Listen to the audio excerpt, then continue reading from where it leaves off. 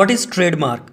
Any word, phrase, symbol, design, or combination of these that identifies your goods or services is called trademark.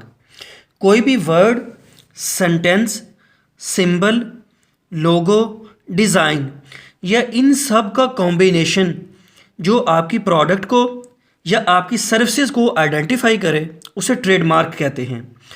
Trademark आपके brand को legal protection provide करता है कि कोई भी दूसरी कंपनी आपके ट्रेडमार्क को यूज़ ना कर सके, आपके लोगो को यूज़ ना कर सके, आपके डिज़ाइन को यूज़ ना कर सके। ट्रेडमार्क फ्रॉड से बचने में भी हेल्प करता है कि कोई भी दूसरी कंपनी आपका लोगो यूज़ करके लो क्वालिटी की प्रोडक्ट बना के अगर बेचेगी तो आपका ब्रांड बदनाम होगा, आपके ब्रांड की बदनामी होगी। तो फ्रॉड से बचने के लिए भी ट्रेडमार्क हेल्प करता है। ये मर्सिडीज़ का ट्रेडमार्क है, ये